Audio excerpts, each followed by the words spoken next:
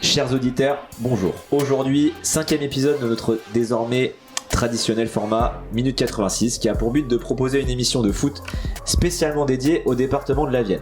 Pour en parler avec moi aujourd'hui, l'indéboulonnable, l'irremplaçable, la pièce maîtresse, Franck Mayongou. Comment ça va ? Bah écoute, ça va François, tranquillement, il fait chaud, on attend aujourd'hui une belle émission. Comment s'est passée la fin de saison de ton côté avec tes petits jeunes ? Bon, on a gagné le dernier match. Comme qui ? À Lille. Combien ? J'étais content. Combien ? Voilà, 3-1. C'est bien pour bien finir la saison. Donc non, bah écoute, on finit pas à la place qu'on aurait aimé, mais bon, c'est comme ça, c'est le foot. On fera, j'espère, mieux l'année prochaine. Maintenant, on va basculer sur la Coupe du Monde du coup. Ouais, on va vite basculer. On va vite basculer sur la Coupe du Monde. L'OM a fait une saison de merde. Ouais. Ça me fait chier. Ouais, c'est du classique. Non, c'est pas ça. Ouais. Enfin bref. Ouais, voilà. En fait, de l'OM, il se bat tout le temps. Okay. Non, mais c'était catastrophique cette année. Ouais. Voilà, donc on va vite basculer sur l'équipe de France et puis j'espère que voilà. Donc on va avoir un peu de bonheur, un petit moment de bonheur cette année. J'espère. Avant du coup cette Coupe du Monde, on va basculer Franck sur notre numéro du jour et on va présenter un club qui fait beaucoup parler dans le département ces dernières années avec notamment des résultats sportifs, une ascension fulgurante pour l'ensemble de leurs équipes seniors. Le nom du club est assez original puisqu'il est similaire à un chic et célèbre domaine skiable des Alpes françaises. Vous l'avez deviné, aujourd'hui nous avons l'honneur de parler des Trois-Vallées avec le président du club, Benoît.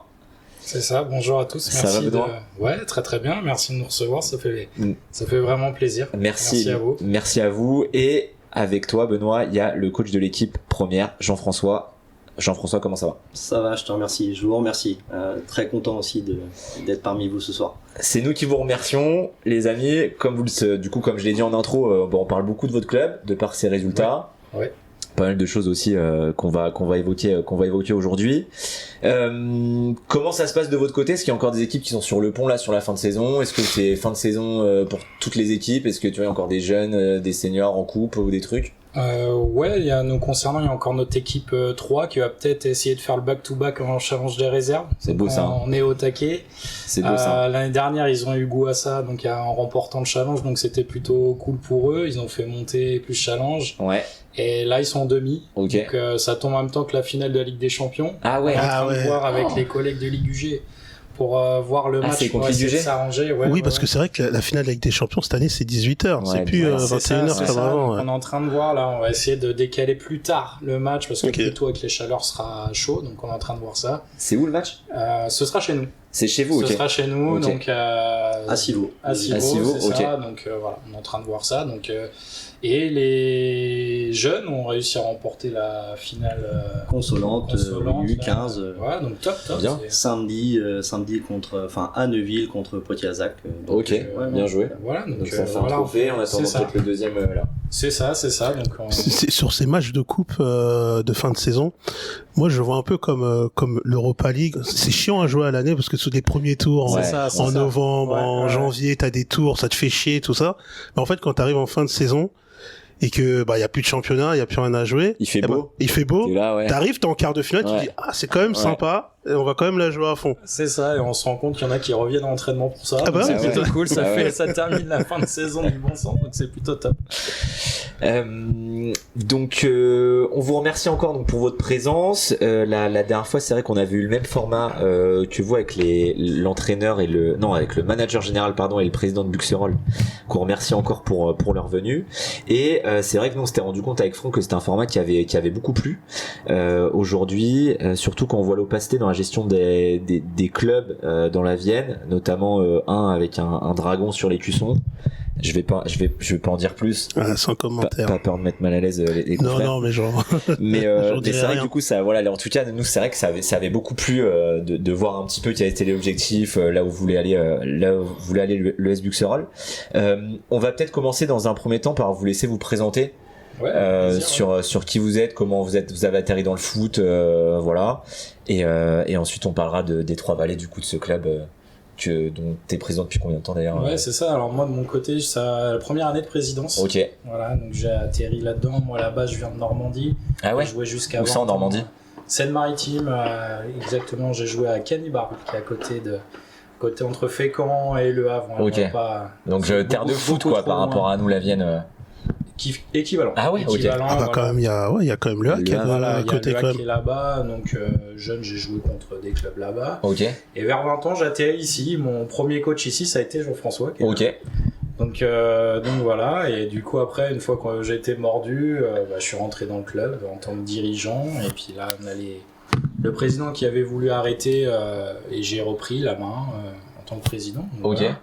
Donc 1 an à la présidence, assez beaucoup sport, de taf, ouais, assez sport, beaucoup de taf, et puis voilà un petit peu mon petit parcours. Donc j'ai arrêté en tant que joueur à cause de la grosse prise de poids, on va pas se mentir. Écoute, on la voit pas, nous on est en face de toi, gentil, on voit un sportif là, on voit un mec qui fait les Ironman.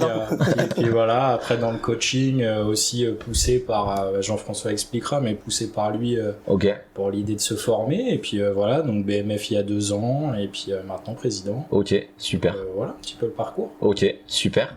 Et toi Jean-François, du coup ça fait combien de temps que t'es dans le foot, dans le club? J'ai commencé à 5 ans le foot jusqu'à à peu près 17 ans. Je suis revenu, voilà, j'ai fait un petit passage à Montmorillon à 14 ans, 14-15 ans. Toi t'es du coin toi? Ouais, je suis du coin, okay, je suis de Sio. Ok. Et voilà, revenu à Verrières, donc à l'âge de 16 ans. Donc vous deux c'était Verrières le club? Ouais, oui, ça de base, oui. Okay. Je pense que ça allait être une de tes questions après. On expliquera pourquoi maintenant c'est devenu le Trois-Vallées, mais voilà, c'est ça. Verrières tous les deux. Tous les deux, ouais. Donc un peu joueur et à 20 ans comme toi, un petit peu ligament croisé. Ouais, donc, Il y a une belle équipe là autour de la table. Fin du game, et puis voilà, après je me suis lancé un peu dans l'encadrement des enfants. Donc assez jeune quoi. C'est jeune, 22-23. Ouais, ok. Puis je me suis formé un petit peu, et puis à 26 ans, donc il y a un coach qui est parti en équipe première, donc en D2, D2 district, donc j'ai commencé à 26 ans. Ok. Voilà, j'ai fait 3 ans où j'étais en binôme sur l'équipe première en D2. Voilà, des bons maintiens, des bons parcours en coupe. Je me souviens même Buxerolles, Chauvigny en coupe, Centre-Ouest à l'époque, pas Nouvelle-Aquitaine, mais des bons parcours. Et puis derrière, 29 ans, 32 ans, on m'a proposé d'être RTJ au groupement des Trois-Vallées. Okay. Donc j'ai quitté un peu le monde senior. Ah, ok. J'ai commencé par des U15, U18 R2, U19 R1, voilà, en plus d'être RTJ. Donc j'ai passé mon BMF. Puis derrière, ça a changé de président à Verrières, et il m'a demandé de reprendre un petit peu l'équipe première de Verrières en première division. Donc voilà. Donc tous les jeunes que j'ai formés en 18 R2 et 19 R1 sont venus avec moi pour intégrer les seniors, donc en première division de district. Voilà. Ok. Et donc ça fait 2 ans que tu coaches la première là. Ah non, ça fait plus que ça. 32, 33 ans. 5 ans, je te dirais. 5 ans, ça fait 5 ans. 6 ans, comptant les années à Verrières à l'époque. Ok. C'est ça. Donc 3 années en district. Voilà, au bout de la 3e année, on arrive à monter avec des jeunes, beaucoup de jeunes. On arrive à monter en régional 3. Voilà, une année en R3 où on finit 3e. À l'époque, on luttait un peu avec Sassavin, Ozon. Voilà, on s'est un peu tiré la bourre tous ensemble. Et puis l'année dernière, dans le coup, encore régional 3 pour une 2e année, où on finit premier. Et puis on monte en régional 2, et puis cette année, première année en régional 2. Avec une belle saison quand même. On finit 3e, oui. Donc c'est quand même c'est plutôt acceptable. On a joué avec nos forces, nos faiblesses, et les gars ont bien bossé, donc franchement on est content. On est content pour une découverte aussi de la région, du championnat régional. Et en plus, pour connaître un peu la poule, moi je suis allé voir pas mal de matchs. C'est peut-être l'une des poules les plus relevées. Il y avait quand même Choret, il y avait la baie Montmorillon, la baie du Stade, il y avait Ozon qui a fait une très belle saison aussi. Voilà. C'était quand même la baie de Chauvigny. C'était quand même une poule assez relevée. Hein. Je t'avouerai qu'on avait vraiment peur au départ. On a même demandé à changer de poule, pour être sincère avec vous, pour être du côté du Limousin, et non, on s'est retrouvé dans cette poule-là. Je connais un club qui a fait cette demande. On les citera pas, mais il faut aller voir aller voir les poules. Il y a un club du 86. de côté. Qui a switché.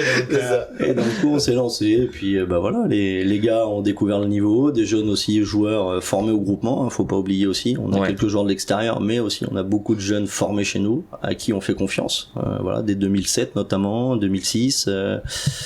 3 jeunes, oui, qui ont remporté le challenge des réserves l'année dernière. Voilà. Donc, ils jouaient en équipe 3 l'année dernière. On a décidé de faire confiance cette année. Et ils jouent en Régional 2 maintenant cette année, donc titulaire.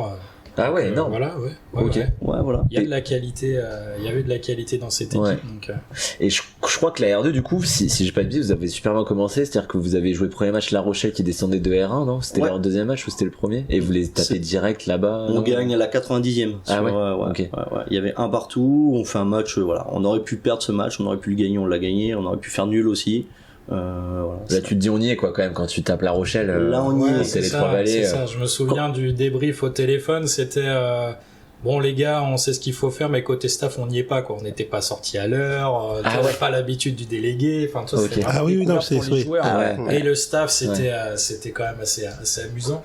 Donc tout le monde a bossé sereinement cette année, donc c'était plutôt cool. Voilà, avec Julien qui est avec Jean-François, on s'est remis pas mal en question tous et puis. On a essayé d'avancer comme on pensait et voilà, les résultats sont là. Donc franchement bravo aux joueurs. C'est ça, parce qu'il y a Julien aussi que j'ai pas cité, mais Julien Plot, quand j'ai commencé en senior, que j'ai été chercher un très bon ami qui était coach à l'époque pas Valdivienne, à La Chapelle-Vivier en D3. Ouais. Donc on s'est un peu lancé dans l'aventure tous les deux et puis il me suit depuis, ça fait 7-8 ans. Donc voilà, il y a Julien et puis cette année il y avait Benoît parce que voilà. Ouais, vous étiez 3 dans le staff. Voilà, c'est ça. Et encore, on n'est pas forcément assez quand on voit le staff de La Rochelle avec le prépa, l'entraîneur des gardiens, l'adjoint, le principal, voilà, on est. Tout ça pour finir derrière vous. Exactement. Mais c'est vrai quand on va à La Rochelle, quand on va à La Rochelle au Parco là-bas avec cette tribune immense, c'est. Donc on a bien commencé ce championnat de Régional 2 et on l'a bien fini aussi parce qu'on a joué La Rochelle là il y a une semaine. Ils ont encore battu et on les a battus. Je vois que vous avez aussi accroché Choret là il y a 3 semaines. Oui. Ça a été un peu le déclic. On a eu un mois de rêve en février-mars, je crois, où on aligne en fait, et le déclic, ça a été la victoire contre Choret, où les mecs ont vraiment tout donné. On sentait, même nous, on était à cran, on se disait, mais là, c'est mort, on y va tout droit, on va redescendre, et on a fait un mois de folie. Et ce qui nous a permis de remettre un peu le wagon sur les rails, donc c'était plutôt cool. Et puis des petits challenges, ça a été sur la fin de saison compliqué à remotiver tout le monde. Mais c'est toujours comme ça. C'est ça, tu vois. Mais non, top, ça a des bons résultats, d'autres nettement moins bons. Ouais. Et c'est les aléas, c'est comme ça. Mais ce championnat est complètement différent de la Régionale 3. C'était ma question. Il y a un gap, une grosse différence. Il y a un gap. Sur le niveau ou tu vois sur le niveau des joueurs, parce qu'avant que ça soit en D1 et en Régionale 3, on jouait haut, on allait presser haut et on attaquait à plusieurs et défensivement on défendait. Mais vulnérable un peu. Nos défenseurs en Régional 3 étaient plus forts que les attaquants adverses, mais en Régional 2 pas forcément. Donc la R3, je trouve que c'est quand même alors c'est un championnat régional certes, mais qui ressemble plus au championnat départemental où je pense qu'une équipe de D1 qui monte en R3 aura moins de mal à s'intégrer au championnat que une équipe de R3 qui va en R2, où là ça va un peu plus vite, où t'as des joueurs quand même souvent qu'on joue au-dessus et tactiquement c'est quand même au-dessus. Et il y a quand même un petit gap entre les deux niveaux. Moi j'avais une question pour enchaîner. Comment c'est un club qui est jeune. On en a parlé un peu tout à l'heure. Comment est née cette fusion entre, alors je crois qu'il y a Lomézé, Civaux et Verrières. Ouais, c'est ça. Voilà. Et comment est née cette fusion des 3 clubs? En gros, assez simple en fait. En 2017, tous les clubs se sont réunis pour créer le groupement des jeunes. Et on s'est rendu compte que, à partir d'un moment, les générations arrivaient à la porte des seniors, tout simplement, et c'était clairement la guerre de savoir où est-ce qu'allaient signer nos jeunes. Et donc c'est parti un peu de là, et on s'est rendu compte qu'en termes de bénévoles dirigeants, c'était très compliqué dans nos clubs. Et puis côté Verrières, on a pris la décision de sonder nos collègues à côté, donc il y a eu de la casse côté dirigeant, côté joueur. Et voilà comment on s'est réunis sur une année. On a préparé ça, on a été voir chaque personne en disant voilà, nous faut qu'on fusionne. À la place de s'échanger les joueurs et à avoir des conflits, on ramène tous les joueurs dans le même club et on essaie de construire quelque chose de cohérent avec beaucoup plus d'infrastructures, avec aussi beaucoup plus de bénévoles, parce que c'est vraiment ça le point critique. Et donc on a réussi à monter ça en 2017, donc sur la saison 2017 2018-2019 2017. Non, 2017 c'est le groupement, pardon. Oui. 2023 c'est la fusion donc, la senior. fusion senior, pardon. Donc voilà, et après ça s'est lancé comme ça. Donc on a repris un peu tout le monde, ceux qui voulaient rester sont restés, puis on a bossé dans notre coin. Et donc ça veut dire que du coup, vous êtes reparti avec des nouvelles couleurs, un nouveau logo, vous avez vraiment effacé, oui, c'est ça. vous êtes reparti d'une page. Exactement, on a surfé sur la vague du groupement. Pourquoi ? Parce qu'aujourd'hui, chez nous, les jeunes qui sont au groupement, et je pense que c'est dans tous les groupements, pour eux, ils jouent au groupement de jeunes des Trois-Vallées. Ils jouent pas à Verrières, à Civaux. Il y a pas un club qui domine. C'est ça. Donc ils avaient déjà le maillot. En termes de licence, ouais, c'est ça, ils avaient déjà le maillot. Donc en termes de licence, oui, mais les jeunes, ils sont pas au courant. D'accord. Donc quand on leur demandait, toi tu vas aller jouer dans quel club des entités qui faisaient partie du groupement, eux ils comprenaient pas en fait. Ouais. Donc on est parti là-dessus, on a surfé, les jeunes sont habitués au noir et bleu, on reprend le noir et bleu. On fait un logo noir et bleu avec un ballon, et puis on n'est pas trop bête, on se dit à la place de s'appeler groupement, on va s'appeler football club. Puis boum, on a repris les bases et on est reparti là-dessus. Donc on a sondé l'intégralité des clubs du groupement, il y en a qui ont souhaité repartir, plutôt continuer seul, donc là-dessus il n'y a pas de souci, on entretient toujours de bons liens. Et donc voilà, la base c'est le club de Civaux, le club de Lomézé, le club de Verrières. Et puis c'était surtout un peu malsain parce que comme je vous ai parlé tout à l'heure où j'étais le RTJ et j'avais des 19 R1, quand on va coacher une équipe à Verrières, une équipe première, tous les jeunes ils suivent et ils changent de club tout simplement. Ouais. Donc on n'aurait pas pu garder ça longtemps. Ouais. Et c'est vrai que ça fait un peu conflit d'intérêts, et ce qui est logique. Donc là on forme des jeunes tous ensemble qui ont des licences un peu différentes. Qui ont plusieurs clubs, mais par contre à la fin on leur propose un projet commun dans une fusion de clubs seniors. Et là sur les jeunes que vous avez, donc vous avez toutes les catégories, on va de 13, 15, 17. Oui. Ça joue au niveau départemental ou il y en a qui sont au niveau régional un peu? Que départemental, oui. Que départemental. Niveau régional, c'est un peu compliqué. On en a eu.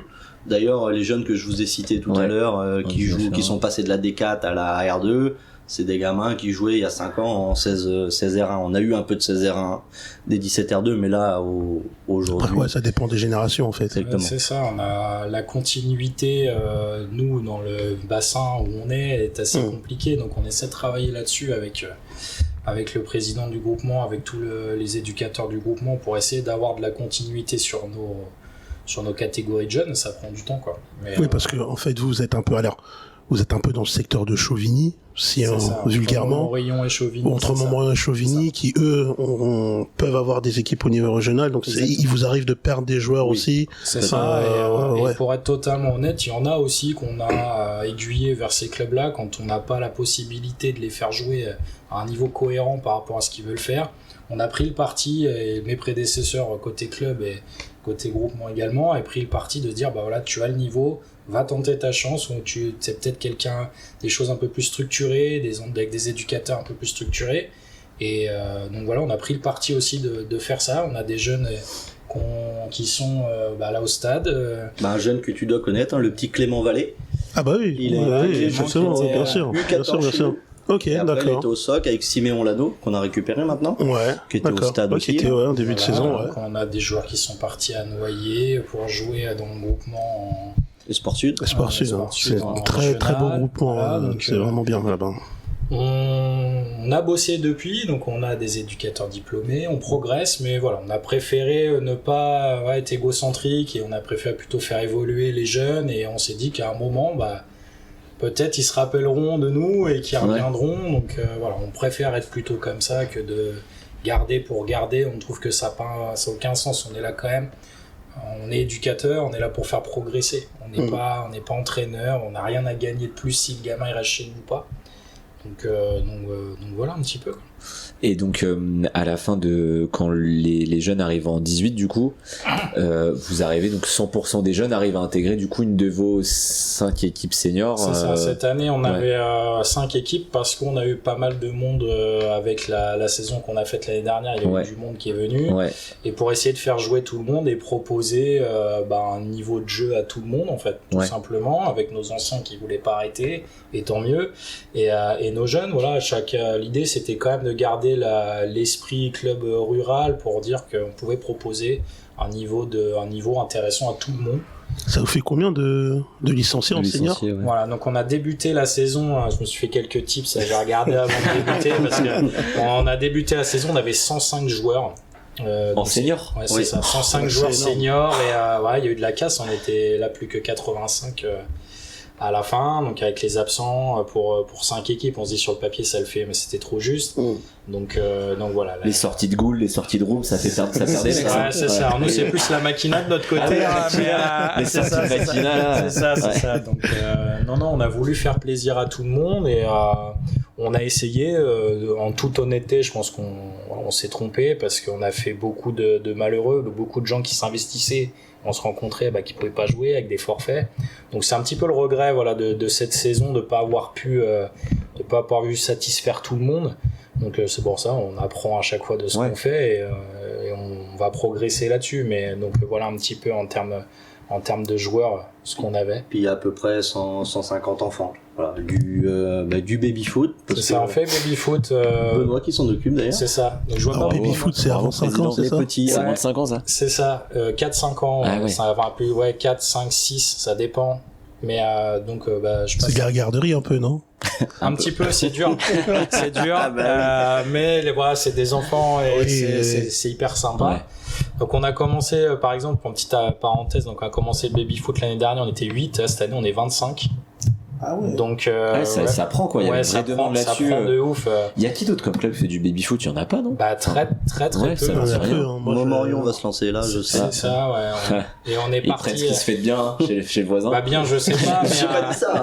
Ils vont se lancer. Bien, peut-être, je sais pas. Ce serait plutôt aux parents et aux enfants de nous le dire, mais on est parti d'un constat très simple. Moi, j'ai mon fils qui a cet âge-là et j'ai remarqué qu'il pouvait commencer beaucoup de sport à 4 ans.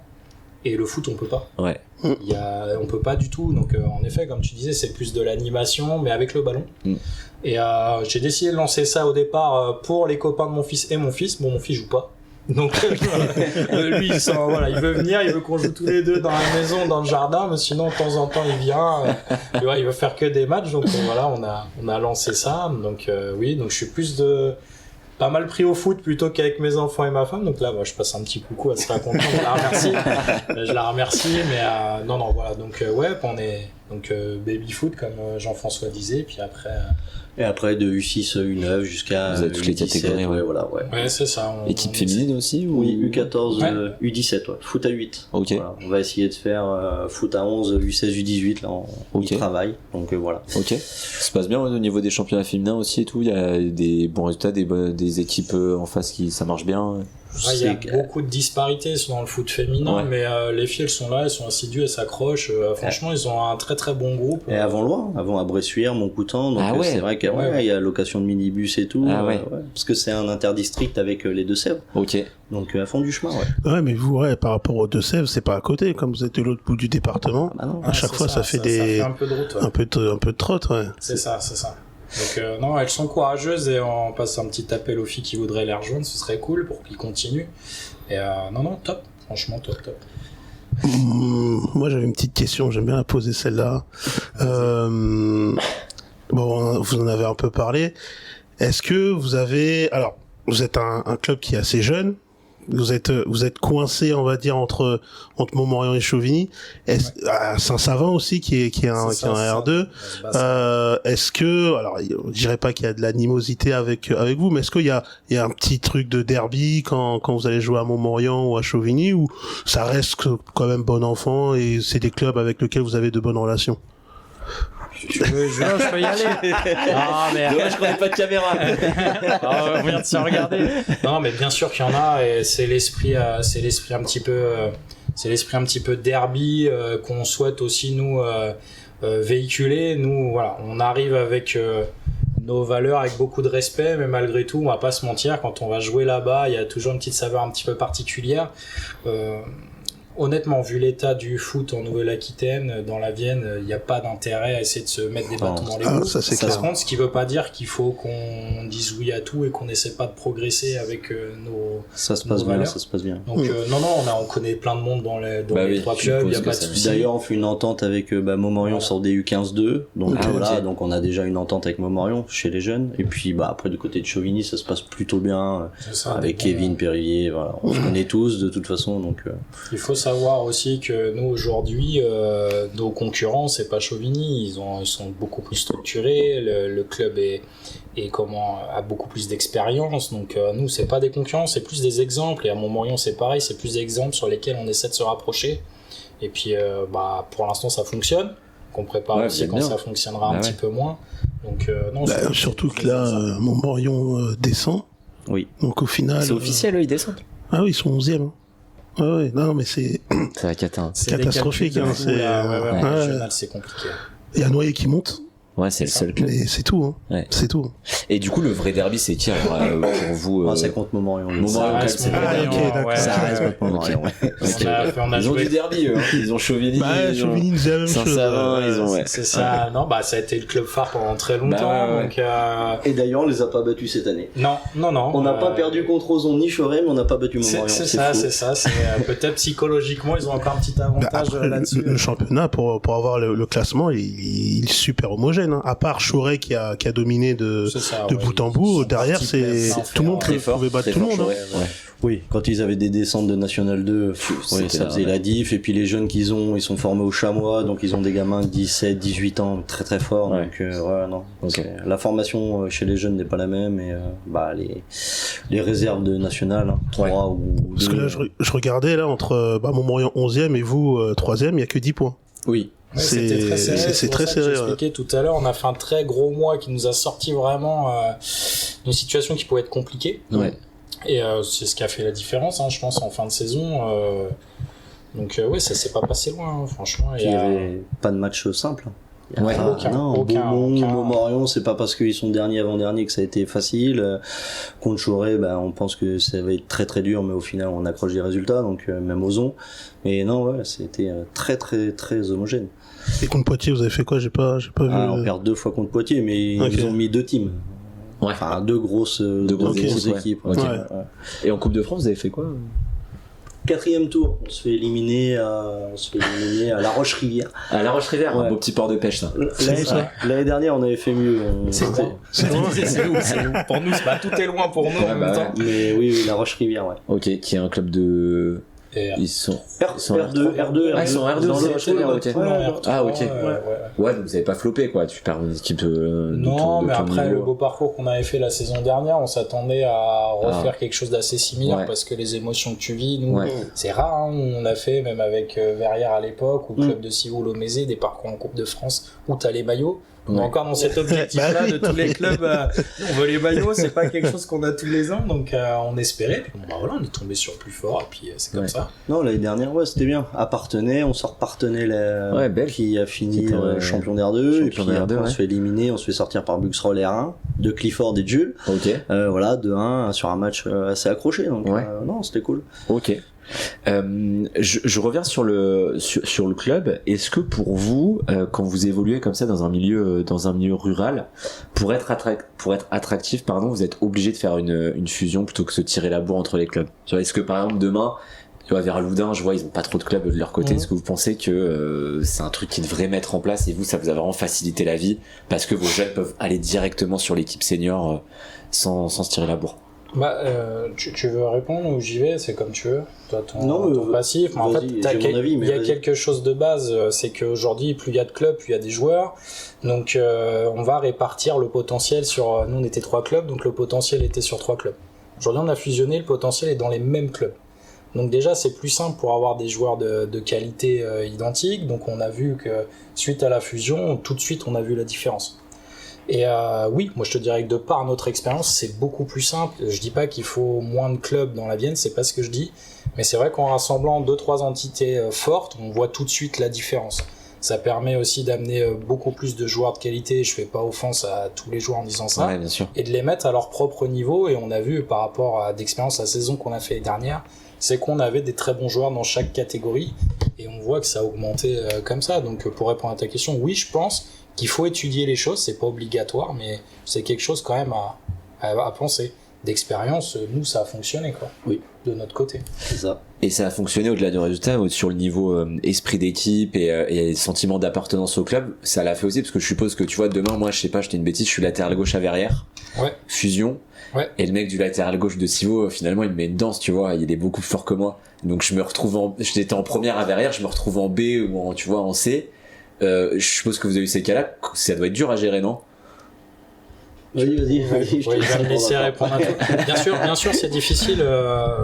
Bien entendu, nous, on a eu la chance, malgré tout, quand on a fusionné, que toutes nos équipes n'étaient pas au même niveau. Ah, ça c'est vrai. Okay. Donc déjà, ça a été quand même la facilité de te dire, il y a eu des choses comme ça. Il y a eu aussi du gros tri parce que des gens ne voulaient pas de la fusion. Donc nous, on a accepté. Faut savoir aussi accepter et de remercier les gens qui avaient. Et on a perdu des joueurs. On a perdu des joueurs et des dirigeants aussi. C'est ça. Qui étaient contre. Donc oui, c'est arrivé, mais après avec le fait on est dans le dialogue, dans l'explication, après ça convient pas, et puis écoute, nous on est parti aussi de l'investissement. T'es bon, tu joues, tu t'investis, tu joues, voilà, donc ça a matché. Mais déjà ce fait d'avoir des divisions d'écart, ça a permis de glisser quand même, ça aide aussi, voilà.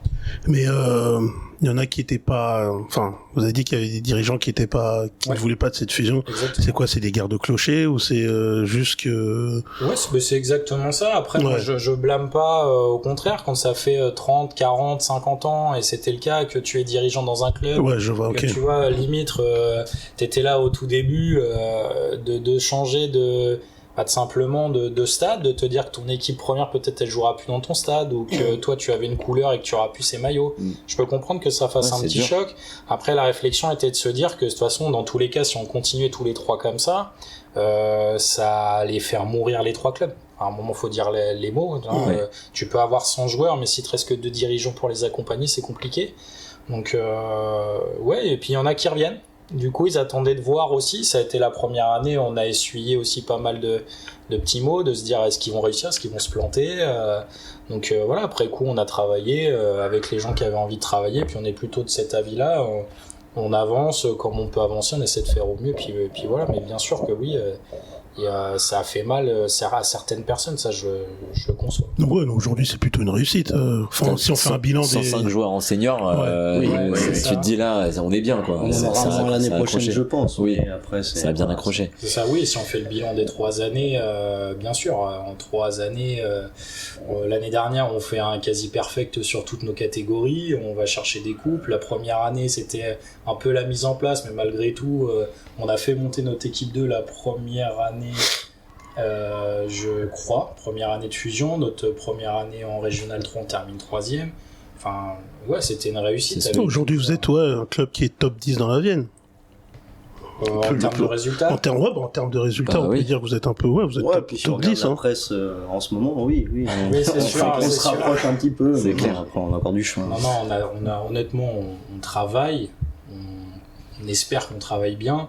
On sait qu'on est loin des gros clubs, comme je t'expliquais, en termes d'associativement et sportivement, on a encore du boulot, mais là du coup vous avez fait 3ème de R3 la première année, vous êtes monté l'année d'après. Oui. Là vous avez fait 3ème de R2 cette année. Moi je dis attention les gars. Moi je dis attention les gars. Il y a beaucoup plus de descentes de prévu que voilà, donc non, mais pourquoi pas. C'est quoi du coup l'objectif? Donc là vous avez la première en R2, la 2 qui est en D1 qui a joué au tableau aussi, la 3 elle est en D3, c'est ça. Et après D4, D5. Aujourd'hui c'est quoi la vision que vous avez du club? C'est essayer de pérenniser en R2, c'est de monter en R1, c'est monter en N3, tu vois, je sais pas. Ouais, c'est ça, il me regarde encore. Mais non, je peux répondre. Il va y avoir de la place, les gars. Poitiers, c'est fini. Non, mais c'est ça. Alors non, moi, j'ai repris les objectifs de l'ancien président qui était Olivier Blanchard, qui demandait à Jean-François de simplement 2 objectifs. Le premier, c'était gagner la Coupe de France, et le second, c'était au moins de se maintenir. Donc non, blague à part, bien sûr, si on peut y aller aujourd'hui, nous, nos joueurs, s'ils se donnent la peine de réussir, on refusera aucune montée. Ok. Voilà, là où il faut qu'on progresse, et c'est ce qu'on a ciblé depuis le début de la fusion, c'est vraiment associativement, où il faut qu'on progresse, qu'on se retire peut-être cette petite image de club, de 3 petits clubs de campagne. Maintenant, on commence à rayonner un petit peu. C'est des niveaux sur lesquels on apprend aussi également. Donc, non, pas d'objectif. Et puis, ce serait pas dans nos ADN de dire, voilà, il faut qu'on aille en R1, il faut que notre 2, elle monte en R3, des choses comme ça. Non, on prend, j'aime bien dire ça, mais on prend ce qu'il y a à prendre, et puis après on retourne dans notre coin bosser tranquillement, ce qui veut pas dire qu'on n'a pas envie de gagner. Ouais. Voilà. Donc on a quand même cette mentalité là où nous, tout ce qu'on fait c'est pour gagner. Mais voilà, nous on a aussi ce truc là, c'est qu'on joue pas. Ouais. Donc les joueurs, c'est à eux de décider de ce qu'ils ont envie de faire. On essaie pas mal de tenir ce discours là.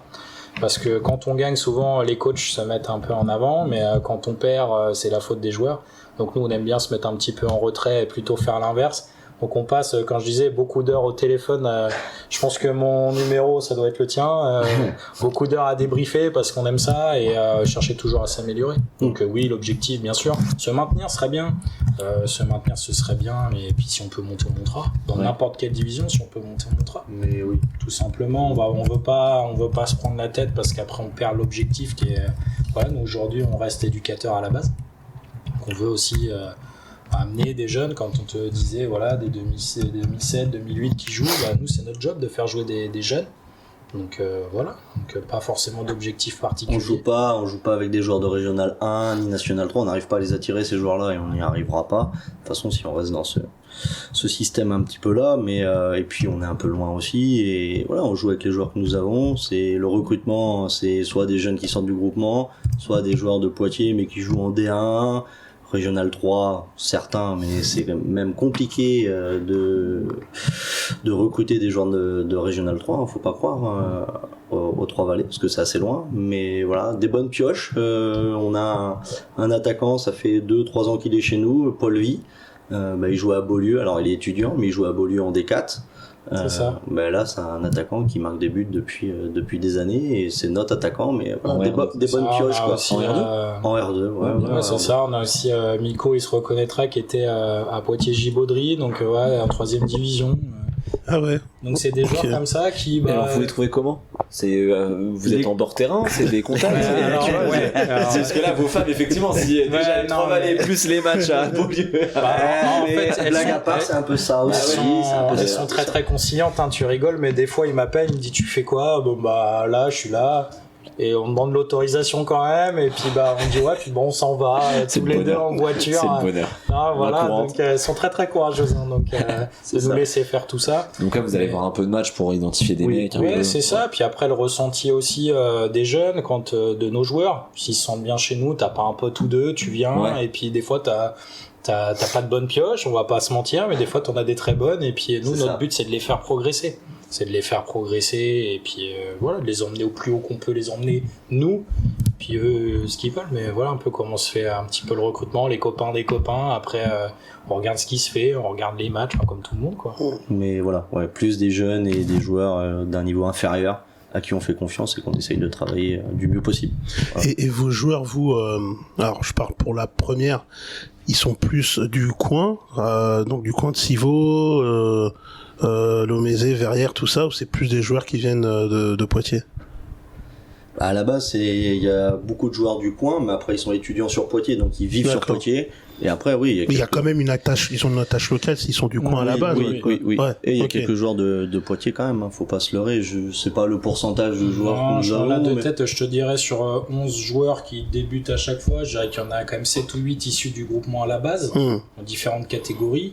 Et puis le reste, j'ai un petit 50-50 pour pas faire trop les gars qui prennent les jeunes du groupement. Non, je te dirais 50-50. 50-50, mais c'est important parce que nous on est là, on préfère avoir un jeune issu du groupement qu'on a vu progresser. Ça c'est sûr. D'aller chercher du monde et puis après tu te retrouves avec de l'animosité qui a pas de sens. Et voilà, comme je dis toujours, on fait jouer comme on pense qu'il faut jouer, et puis si eux ils font le boulot, bah tant mieux pour nous. Et voilà, il y a des jeunes que t'as eu toi, ils avaient 16 ans, maintenant on a l'impression de les connaître et qu'ils ont une trentaine d'années, mais ils ont encore 22 ans, et ça fait des années qu'ils sont avec nous. Et ils jouent, donc ça c'est top, tu vois, c'est ce qui nous convient. Qu'on héberge de temps en temps aussi. Mais... Ouais, c'est ça. Qui nous appellent un peu tard ou tôt, ça dépend de comment on est. Ouais, je peux venir, bah non les gars, moi j'ai une fille, j'ai un fils, tu peux plus. Bon, d'accord, voilà, bon, ça fait partie du folklore. Ouais, c'est ça. Non, c'est cool. Franchement, c'est cool. Donc on est plutôt dans cet aspect-là. Et les mecs de Poitiers, du coup, donc vous le disiez tout à l'heure, des fois c'est un peu chaud pour les attirer parce que du coup ça leur fait un peu loin et tout. Vous mettez en place un accompagnement, style je sais pas, un minibus. Je sais qu'il y a un club qui faisait ça dans la Vienne, qui faisait partir un minibus de Poitiers pour les amener dans l'entraînement. C'est ça. Et... Donc nous on aimerait bien arriver, c'est l'objectif là pour l'année prochaine, d'essayer de se financer un minibus. Ouais. Donc on a des petits partenariats, mais non c'est les gars, on organise du covoit. Alors on passe aussi du temps sur les groupes WhatsApp, rejoignez-vous là, etc. pour que tout le monde essaie de se mettre ensemble pour venir faire l'entraînement. Vos entraînements, c'est où sur quelle commune? Là cette année c'était assez séparé parce qu'on avait des travaux sur un stade. En fait on a une installation à Lomézé qui est vraiment top. Il y a 2 terrains à 11, ce qui permettait la première année de s'entraîner en même temps sur les terrains. Donc au moins ça faisait un point de ralliement. Donc là cette année a été mis en travaux pour mettre l'éclairage sur les 2 terrains, donc il y en avait déjà un de base, mais là maintenant les 2 stades seront éclairés, donc ça c'était top. Donc cette année on était sur Verrières et sur Civaux sur Civaux cette année, donc un peu dispatché. Et puis donc voilà, mais l'année prochaine on va essayer de s'entraîner tous au même endroit pour le côté cohésion aussi, qui est quand même assez cool.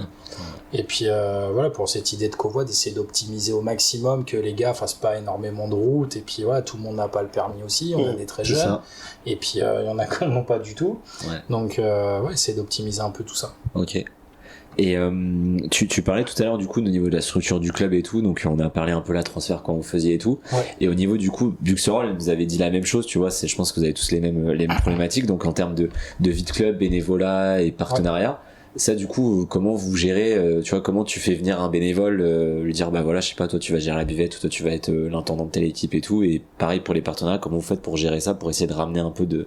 Ouais, c'est ça, donc on a essayé de se structurer un peu plus cette année. On a pris l'exemple de certains clubs en créant quelques commissions, avec aussi la particularité c'est qu'on a quand même 3 terrains, donc 3 installations à faire vivre, et parfois on a 3 matchs en même temps. Donc ça nécessite énormément de bénévoles. Donc on a essayé de créer quelques commissions avec des personnes dédiées à plusieurs endroits, à des installations, à l'entretien des terrains, à la buvette, les choses comme ça. Donc c'est des choses qu'on va mettre en place. On essaie aussi d'amis, un peu comme les joueurs, et d'essayer d'inclure aussi les parents qui étaient au groupement de nos jeunes qui montent en senior, de les inclure au fur et à mesure dans le club. Donc voilà, côté partenariat, donc on a les mairies qui nous suivent, donc ça c'est plutôt cool. Ils vous suivent de manière, toutes, tu vois, de manière équivalente et tout. Enfin, comment ça se passe du coup quand t'es dans un regroupement avec les mairies c'est ça. Nous on essaie de valoriser les licenciés de chaque commune, donc la rétribution des subventions est faite en adéquation, ce que je trouve c'est très assez bien. normal. C'est juste. Ouais. Mais non, on a bien des subventions de la part de nos 3 communes. Donc ça c'est plutôt cool. Après on va essayer de chercher du mécénat privé, c'est là-dessus aussi où il faut qu'on accélère. On a quelques conventions avec la MJC par exemple sur certaines sur nos jeunes pour prendre les enfants directement par exemple à la MJC pour les emmener à l'entraînement, sur les prêts des minibus dont on parlait tout à l'heure. C'est des petites actions où on essaie d'évoluer aussi là-dessus, parce que en étant à l'époque 3 clubs de district, tu t'en sors qu'avec les licences. Maintenant on se rend compte qu'il y a quand même beaucoup plus de frais. Aujourd'hui je calculais encore pour faire une demande de subvention à la CCVG, là on était à peu près je te dirais pas loin des 4-5 000 euros de frais de déplacement sur notre équipe 1, on va très très loin, notre équipe 2 aussi va assez loin, donc tout ça mis bout à bout, on est ric-rac côté budget, nous on est entre 100 et 120 000 euros de budget annuel sur la partie senior, et c'est du boulot, c'est ric-rac quoi. Donc mais on va progresser, je dis pas qu'on va essayer, on va progresser là-dessus, il faut, pour pérenniser le club tout simplement. Donc on monte des petites choses qu'on n'a plus l'habitude de faire, des partenariats comme je te disais avec les MJC, des choses comme ça. Donc non, les choses qu'on essaie de faire. On en parlait avant de commencer. On a un imaginaire du coup du club des Trois-Vallées avec des finances qui sont toutes dans le vert, où c'est assez pérenne parce qu'il y a la centrale de Civaux. Ouais, c'est ça. Est-ce que vous avez un lien direct avec eux du coup, et est-ce qu'ils peuvent vous donner un billet parce que ils se disent bah voilà, nous il y a 25 ou 30 je sais pas ou 40 collaborateurs de la centrale qui sont chez vous, donc on va vous aider, ou pas du tout, c'est un truc géré par l'État, donc par mairie et derrière par vous? Ouais, en gros c'est ça. Alors moi je t'avais dit en off que je répondrai à toutes les questions. Là-dessus y a pas de souci. Non, mais qu'on soit très clair, aujourd'hui, vous le savez tous, EDF est partenaire de l'équipe de France. Donc EDF a une politique de ne plus donner comme ça de la main à la main au club. Donc il est quand même un partenaire sur la commune historique, mais on voit que je trouve ça normal, c'est la politique d'entreprise. On a une subvention de la part de l'entreprise, mais elle baisse d'année en année parce que l'entreprise est quand même partenaire de la Fédé. Donc on n'a pas EDF qui nous sponsorise, qui nous embauche des joueurs. Ça n'existe pas. Okay. Et je crois que même donc, pour répondre, la légende peut s'arrêter là. Ouais, c'est ça. Et je crois qu'en toute honnêteté, on doit avoir peut-être sur nos 100 joueurs, je sais même pas si on en a 10 qui travaillent à la centrale. Ah, toi déjà t'as un gros poste? Ouais, un gros. Non, j'ai un poste déjà. J'ai un poste. Il peut appuyer sur le bouton. Rien à voir avec le foot. Rien à voir avec le foot. T'as pas besoin de couper. Non, mais en toute honnêteté, je suis en train de réfléchir. Je crois que sur nos 100 joueurs, je suis même pas sûr qu'il y en ait 10 qui travaillent dans la centrale, donc que ce soit EDF ou dans les entreprises aux alentours. Okay. Donc non, on aimerait bien justement qu'on développe un peu ces partenariats avec les entreprises pour aussi des fois accompagner les jeunes quand ils ont 18 ans, qui cherchent du travail. Enfin, nous on est quand même là, je rappelle, on est éducateurs à la base. On est là pour les aider. Donc donc si vous pensez venir au Trois-Vallées vous faire embaucher EDF, oui j'aimerais bien, mais non ce ne sera pas le cas. Non, ce sera pas le cas. Sauf si vous postulez et que vous êtes pris. Mais nous on n'a pas de levier comme ça si tu veux. Ok. Pour répondre, j'espère être assez honnête et avoir répondu à ta question. On va faire des déçus sur Instagram. On a eu beaucoup de messages privés quand on a fait la promotion de notre émission de ce soir. Dire est-ce qu'on peut être embauché? C'est ça. Alors on aimerait bien, mais non, mis à part peut-être donner le CV ou l'annonce qui sort, c'est la seule chose qu'on pourra faire. Ok. Moi j'avais une autre question aussi sur du coup au niveau du budget, donc je crois que tu l'as dit tout à l'heure, on est entre 100 et 120. C'est ça. Est-ce que toi t'as des idées des autres clubs, à combien ils sont, tu vois, en R2, et est-ce que ça te permet de pouvoir rémunérer un petit peu éducateurs et joueurs? Nous, honnêtement, j'en ai aucune idée. Ouais, c'est des choses sur lesquelles on se base pas. Nous, on part du principe que aujourd'hui, pour garder nos joueurs, on a décidé, donc voté par le bureau, c'était pas une décision de mon prédécesseur et de moi-même, donc voté par l'intégralité des personnes du club, de donner des primes de match, seulement en match à la victoire. Seulement la victoire. En championnat également. Voilà, il précise, il a raison. Les coupes Tassin et voilà. C'est ça. Non, que en championnat, pour essayer d'avoir un petit levier, pour essayer de garder nos joueurs, parce qu'aujourd'hui, il y a des choses qui se passent dans des clubs amis. Ouais. Voilà. À côté, non, pas le blague à part, mais dans d'autres clubs où nous on n'est pas en mesure de rémunérer des joueurs. Encore une fois, moi j'aimerais bien, mais ce sera pas le cas et ce c'est pas notre politique. Donc ensuite, on fait ça, des défraiements aussi pour les éducateurs, bien entendu. Aujourd'hui, Jean-François a un BEF, donc il faut valoriser ça. On a des amendes. Ce que les gens ne comprennent pas aussi, c'est qu'on a des amendes quand on n'a pas de personnes diplômées à la tête de nos équipes, et puis ça demande de l'investissement. Aujourd'hui, c'est 3 entraînements semaine plus le match. Donc s'il y en a qui ont peur de vous répondre, nous ça se fait partout, n'ayez pas peur. Ouais. Mais dans la limite du raisonnable aussi, on n'est pas sur des sommes folles. Jean-François ne touche pas 1500 € de défraiement. C'est des choses aussi que... Vous avez dit 3000, donc on a un peu les bonnes infos. C'est ça. C'est des choses qui circulent. C'est des choses qui circulent aussi. Donc non, aujourd'hui... on essaie de valoriser ça. Après un moment, quand on peut pas, Faut aussi être serein dans ce qu'on fait. On mettra jamais en péril le club financièrement parce qu'on veut faire des dingueries. C'est pas le cas. Mais on essaie de progresser pour arriver peut-être à des budgets assez conséquents, qu'on n'ait plus à regarder qu'on soit à la canette de coke après, ou de savoir si on fait une manif ou pas, et si celle-là est réussie. Aujourd'hui, on en est là, quoi. Quand on loupe une manif, on sait qu'on va galérer 3 mois derrière pour rattraper. Donc aujourd'hui, on en est là. Quand tu dis manif, c'est un repas le samedi, un tournoi, c'est ça? Ouais, c'est ça, par exemple. Un loto, peut-être le loto, ouais. Oui, parce qu'il faut engager des frais, quoi. Ouais, c'est ça. Et puis surtout, ça te rapporte quand même de l'argent. Et 1000 euros que tu gagnes pas sur un loto, après, faut les rattraper, quoi. Ouais. Donc l'idée de la poule, t'as de pas changer... les droits TV, quoi. Pas encore. Pas encore, on travaille.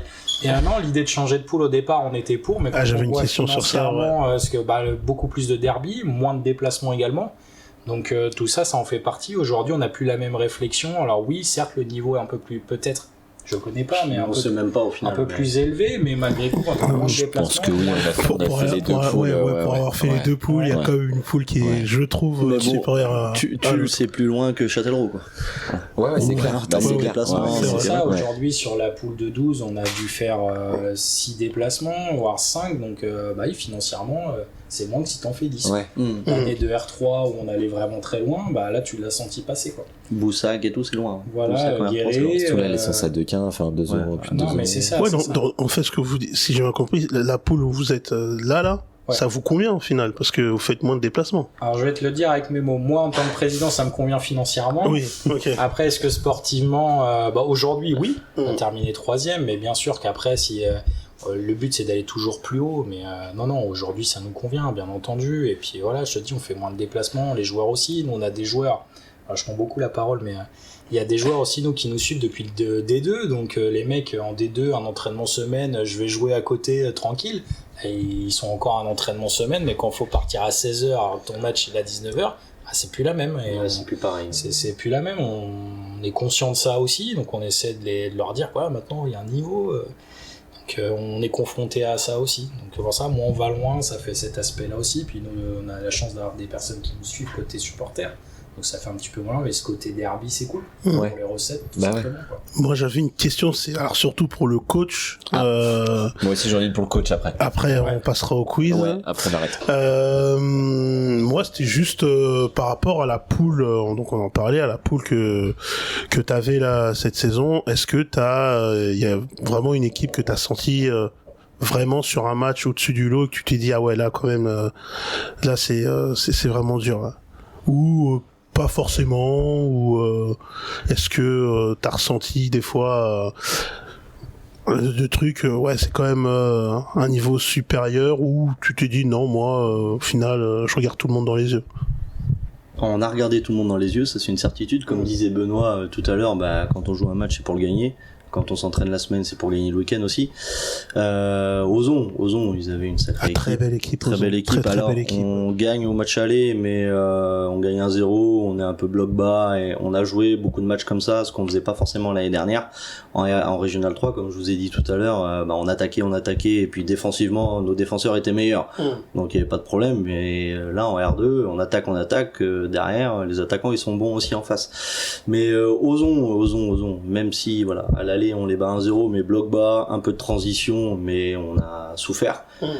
On a concédé pas mal d'occasions, mais bon, on a tenu le 1-0, et au retour aussi, où je crois qu'on a 2 corners, et ils ont pas mal d'occasions, on a vraiment acculé, et voilà, on défend, on essaye un peu de transition offensive, mais voilà, je dirais Ozon. Puis ils nous ont mis aussi en Coupe Tassin, ils nous ont mis 6-1. Il n'y a pas eu photo. Voilà, quand vous avez des Ramdam, des joueurs comme ça en face, individuellement, ils sont très belle équipe. C'est une très belle équipe. Une marche qu'on espère franchir, mais on voit tout de suite la différence. Le Stade Poitvin aussi, sur Saint-Étienne, avec des U19 NAS, des mecs comme Banaja.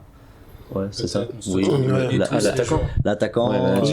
Lui, il était dans le groupe de la première. Il a joué en N2 après, hein. À l'aller aussi, il y avait Diarra qui a joué aussi en N2.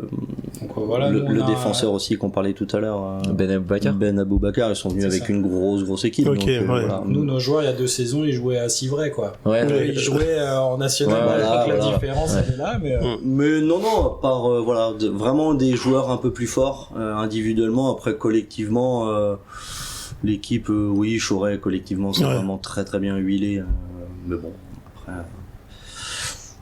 après c'est Choret Ozon, quoi, ça reflète un peu le classement. C'est ça exactement, au final c'est tout à fait.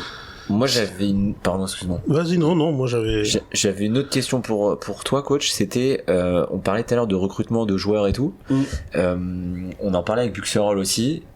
Aujourd'hui, du coup, quand tu essaies de convaincre du coup des joueurs, est-ce que tu prends beaucoup de bâches à cause du fait, tu vois, que vous soyez pas Crésus au niveau du club en termes de REM et tout, tu vois, ou de primes de match et tout? Est-ce que c'est vraiment un truc qui est prépondérant dans les joueurs d'aujourd'hui, ou est-ce que t'arrives encore à avoir des gars qui croient, tu vois, qui te parlent de projets et tout ça? Beaucoup de bâches. Déjà, j'appelle pas 36, enfin, on va dire pas, je passe pas 50 appels. Okay. C'est assez ciblé quand même.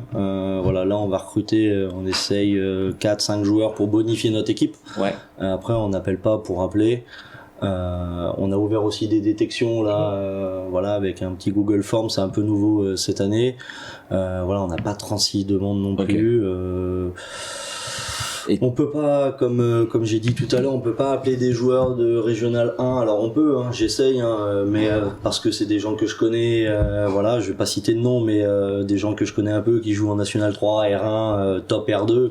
Mais au final, ces joueurs, ils viennent pas parce qu'il y a des enveloppes à côté, parce que nous, on est loin, on a que 40 € comme a dit Benoît. C'est compliqué. Et là, au niveau des joueurs, toi, tu vois, là, on enregistre l'émission, on est le 27 mai. Ouais. Vous avez déjà une visibilité parfaite des gars que vous voulez recruter et tout, ou t'as juste l'effectif, tu vois, après un peu plus tard? Déjà, je veux garder tous mes joueurs, déjà. Okay. Sachant que je vais en perdre déjà 2, qui étaient dans le groupe, 2 défenseurs centraux. Tu perds tes 2 défenseurs centraux de la RN, qui faisaient partie du groupe, okay. Pas forcément titulaire, mais ils ont fait des matchs. Ouais. Okay. On a une recrue, je sais pas si je peux l'annoncer. On exclut.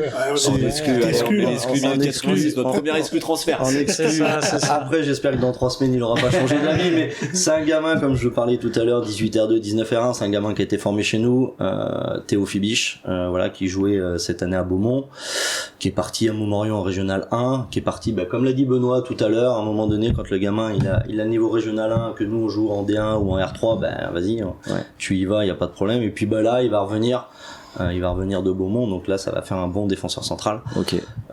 Voilà, après j'ai passé 2 ou 3 coups de téléphone, il m'en reste encore 2 ou 3, mais c'est compliqué, c'est des choses que j'aime pas faire parce que tous les coachs on se connaît aussi, malgré je sais pas ce que certains pensent, mais je suis pas là à harceler tout le monde et à vouloir piller vraiment tous les clubs. On essaye, voilà, un gamin qui joue en D1, qui performe en D1, oui, il va avoir peut-être un coup de téléphone pour venir jouer en Régional 2, mais normal. Voilà, on essaye de cibler quand même.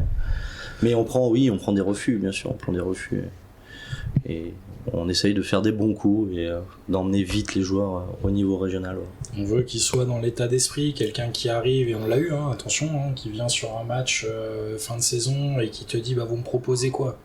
Tu dis attends mon gars, t'es pas arrivé là, ouais. Tu t'as fait 1 heure d'entraînement, nous croyez pas, bon, tu sais qu'il est pas dans le mood, il est pas dans l'état d'esprit, on lui dit écoute, t'es très gentil, tu es très bon, mais ce sera pas ici. C'est pas possible. S'ils veulent jouer en équipe première aux Trois-Vallées, alors dans mon équipe, voilà, c'est des choses, et puis même le club est comme ça, je dis dans mon équipe, mais le club, on a cette politique-là, les joueurs qui ont pas un bon état d'esprit, qui viennent là pour jouer, s'en vont et ont pas de respect pour les dirigeants ou pour les autres joueurs qui sont là depuis des années, c'est des joueurs qui joueront pas chez nous. Voilà. Je vais pas citer de nom encore, mais l'année dernière, il y a un joueur qui est venu, il a fait 1 mois, il a fait 2-3 matchs amicaux, très bon joueur, et au final, on lui a dit, on lui a remboursé sa licence parce qu'il a payé un petit peu, et puis, voilà. Il a été voir ailleurs. On va passer au quiz. Ouais, merci messieurs. On est déjà presque à 1 heure. On s'en rend pas compte. Moi je parle beaucoup, c'est mon défaut. On est bien, on est dans les temps là. C'est très bien. C'est très bien. On fera peut-être une partie dessus. C'était très très intéressant. On commence par le quiz. Vas-y, tu commences. Moi j'ai François. quelques petites questions, c'est un tout petit quiz, et après il y a le vrai grand quiz de Francky. C'est pas le vrai grand. Moi je suis en première partie, tu vois. Et après c'est échauffant. Ouais, c'est ça. Alors messieurs, ça peut être pour cette année ou pour les années ou dans votre carrière foot, le joueur le plus fort contre qui vous avez joué? C'est plus toi, parce que moi je suis arrivé et c'est mon gros défaut, je retiens absolument rien. Ok. C'est mon gros défaut, donc contre qui j'ai joué? Contre qui t'as joué en tant qu'entraîneur ou joueur, tu peux dire en tant qu'entraîneur. Moi j'en ai un, c'était Mathieu Granger qui était à Husson. C'était une machine de je vois guerre. qui c'est, c'est le leur 9 attaquant, là. là. Ah ouais, ça, c'était une machine de guerre. Si nous écoute, il va choquer aussi. Mais on est arrivé, je me souviens, avec toi sur le banc, hein, on jouait, nous on est arrivé un peu les épaules hautes en D2, ils étaient en D5, on a bataillé, mais et c'était une machine. Dès qu'il avait un ballon, c'était but à chaque fois, coup franc, reprise, tout pied droit, pied gauche. Ouais, c'était une machine de guerre. Il joue encore là-bas, Ouais, je crois. Okay. Ouais, je crois. Il est encore là-bas, il marque encore des buts. Ouais, c'est il a le sens du but, ce mec. Machine de guerre. Moi, c'était celui qui m'avait impressionné. Moi, toi, t'as plus d'expérience. Cette année, oui, et en plus c'est mon coiffeur, Ben Aboubakar. Quand il est derrière, voilà, on a une occasion ou deux occasions, mais il règle tous les problèmes défensifs à lui tout seul, donc c'est compliqué. C'est vraiment le regret cette année contre Poitiers où on fait vraiment un gros match. C'est vrai. Mais il est là, quoi. Et, on peut pas gagner. Enfin, c'est compliqué. Alors, c'est lui qui m'a, par sa sérénité derrière, c'était pas mal. Messieurs, le joueur le plus fort que vous avez eu dans votre club? Moi c'est mon pote, mais c'est pour moi c'est. Non. Imagine, alors, tu voulais une petite anecdote? Moi j'ai joué une fois avec lui, il était suspendu et en plus on a gagné le match, mais on a perdu à cause de lui. Donc, et c'est vrai, c'était à Briand, je me souviens. Non, moi c'est mon pote, mais c'était Guillaume Métayer en fait. C'est dingue, c'est un joueur qui a toujours joué en plus bas niveau district et même en jeune, et que dès qu'il fallait jouer, il avait le niveau à chaque fois. Incroyable, increvable sur le côté, derrière, devant, c'est une machine. J'ai jamais vu un mec autant courir que lui. Donc voilà, moi j'ai peu moins d'expérience de joueur, mais voilà, moi je fais une petite dédicace parce que c'est mon pote, mais il y en a eu beaucoup, mais ouais, lui était choquant sur toute cette partie-là. Devant, derrière, tu mettais une seule personne sur le côté, il faisait tout, quoi. Il faisait tout, c'était impressionnant. Je dirais la même chose, ouais. Ouais, c'est un joueur déjà dans l'esprit déjà, et il y en a plein déjà. Mais il a joué jusqu'à quel niveau du coup? Régional 2. Ouais, Régional 2, on essaie de le pousser, mais il veut plus, donc ouais, c'est parti aussi des choses qu'on respecte. Ouais. Mais oui, où c'était une machine. Le gars il te dit je suis fatigué, mais il court. Ouais. Là j'en peux plus, où je viens pas, j'ai mal, mais il s'entraîne quand même. C'est impressionnant sur ce côté-là. Voilà. Il y en a beaucoup, on a pas mal de bons joueurs, mais on va dire physiquement c'était toujours le premier. Enfin, c'était incroyable. C'est ça. Ok. Le joueur qui a failli signer chez vous et que vous regrettez le plus? Vas-y, réfléchis. Je réfléchis en même temps, mais qu'est-ce qu'on appelle failli signer? C'est pareil, aujourd'hui... T'as une bonne touche, quoi. Le gars, il te dit, ça m'intéresse, et en fait, ça suit pas, mais t'as une bonne touche. C'est ça, j'en ai pas en tête. T'en as pas en tête? Parce que, comme te disait Jean-François, on va pas appeler 36 mecs, en toute honnêteté. C'est pas notre style, mais je pense qu'on a dû en louper quelques-uns. Franchement, j'en ai pas en tête. Je sais pas si t'en as, toi. Si, mais c'est... on pourra inventer des noms, je vais pas... mais c'est bon. Ça sera peut-être une prochaine piste de mercato, donc je vais pas balancer le nom non, mais que je veux signer depuis pas mal de temps. Mais... On a part du principe qu'on n'a jamais de regrets. Ouais, voilà. Ok. Donc on essaie d'avancer, voilà. Messieurs, le joueur qui a le plus progressé chez vous? Moi je dirais Esteban Charré. Voilà, c'est un jeune qui était au groupement, qui venait de VVM et que maintenant qui est éducateur aussi, qui a un BMF. Voilà, mais lui il a connu de la D1, il a commencé à 16 ans jusqu'à la R2 et là c'est notre vice-capitaine, capitaine quand notre capitaine n'est pas là. Et oui, grosse progression et oui, bon joueur de Régional 2. Et il arrive, il était en D1. Donc, c'est ça. Ouais, c'est beau. Grosse progression. C'est ça. Moi, je te dirais aussi Flavian, notre gardien, qui ça fait 3 ans qu'il est gardien. Oui. Voilà, qui était un peu plus. 4 ans, qui était numéro 10 en 19 R1. 19 R1, et puis d'un coup, qui a dit peut-être j'en ai marre de courir, je vais gardien. Et voilà, pareil. C'est votre goal de l'R2? Ouais. C'est exceptionnel. Après, ça fait que 4 ans qu'il est gardien. Après, 4-5 ans. 130 kilos pour 2 mètres, quoi. Ok. Il est très très grand, très imposant. L'Albatros. C'est ça. Voilà, l'Albatros des Trois-Vallées. De ce côté-là aussi, c'est vrai que c'est une belle progression dans le sens. C'est incroyable en R2 d'avoir un goal qui a commencé à 4 ans. C'est ça. Ok. Donc, fort. Messieurs, alors je passe l'équipe qui vous a le plus impressionné parce que vous avez quand même répondu tout à l'heure. L'équipe que vous détestez affronter. Tu vois, parce que terrain pourri, parce que tu sais que tu prends des coups tout le temps, parce que tu sais qu'il y a une mentalité, voilà, douteuse. Château-Larcher. Ok. Alors, pas parce qu'ils mettent des coups, pas parce que... C'est nos frères ennemis. On aime bien chahuter avant, pendant, et après on boit des coups ensemble, c'est cool. On n'a jamais gagné à Château-Larcher. Okay. Jamais. D1 et R3, on a toujours joué les uns contre les autres, on n'a jamais gagné là-bas. C'est comme ça, des fois il y a des clubs chats noirs comme ça, tu sais pas pourquoi. C'est ça, on sait pas, on aime trop bien chambrer, nos supporters entre eux aussi également, mais ouais, c'est bon. Le dimanche à Château-Larcher, il faut les gagner. Ouais. C'est compliqué. On n'a jamais réussi. Quand t'es pas dans 50 cm d'eau. Malheureusement pour eux, ça doit être vraiment très la gamme saison par on dédicace saison. d'ailleurs toute la famille Gargouillant là-bas qui contrôle la zone. Il va falloir qu'on les invite. Et dernière question, après j'arrête. Le joueur le plus fêtard de votre club? Flavien. Ouais, il y en a plein. Après, Théo aussi arrive, revient, mais oui, c'est Flavien direct. Flavien Le Gaulle. Ouais, oui, c'est ça. Il a les honneurs. Ouais, c'est ça. Ouais.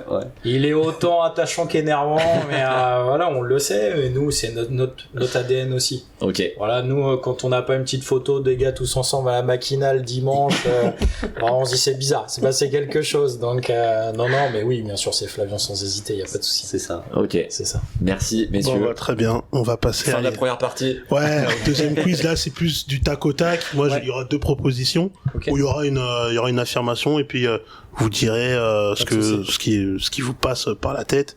Par exemple, le premier, c'est France 98 ou France 2018. Nous, on est génération 90, donc je dirais les premières victoires en Coupe du Monde. Bien sûr. Coach aussi. Moi, je dirais 2018. Ah. 2018. Ok. Au niveau du jeu, je préfère la 2018 que 98. Ouais. Il est pragmatique, moi je suis dans l'émotion. En parlant de jeu, prochaine question.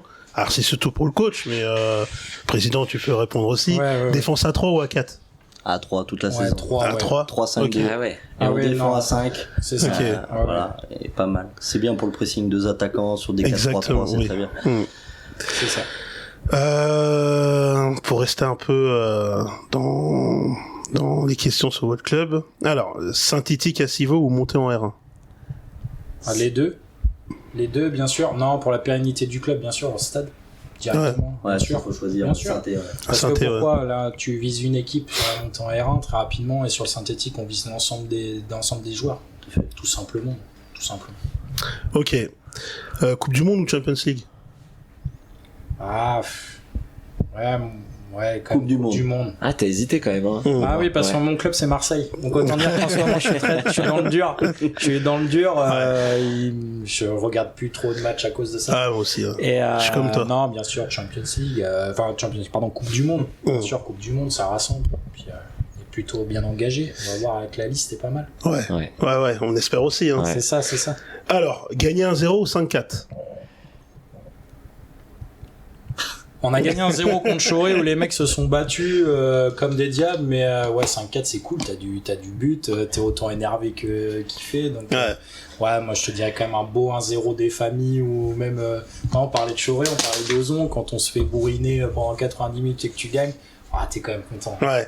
Donc, je sais pas, moi j'ai toujours été numéro 10, donc 5-4 ça me va bien, mais en tant que coach, non, 1-0 j'aime bien, parce que 5, prendre 4 buts. Mais je suis pareil que toi, en tant que joueur, 5-4 ça me dérangeait pas. C'est ça. En tant qu'éducateur, 1-0, je suis bien content. C'est, Puis c'est que t'as bien défendu aussi, donc à un moment donné. Aussi.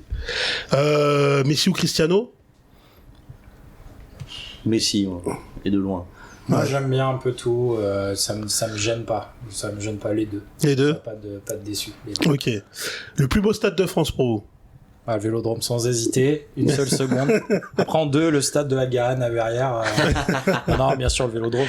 Moi depuis tout petit, voilà. Donc bien sûr pour moi sans hésiter. Un supporter de Bordeaux, il va peut-être pas dire le stade de Bordeaux, mais je suis pour Paris maintenant. Non, Marseille aussi. Ouais, Vélodrome. J'ai un match là-bas. Mais je suis d'accord. Objectivement, pour avoir fait pas mal de stades en France, honnêtement, il n'y a rien qui égale le Vélodrome. C'est ça. Et en Europe, plus beau stade en Europe?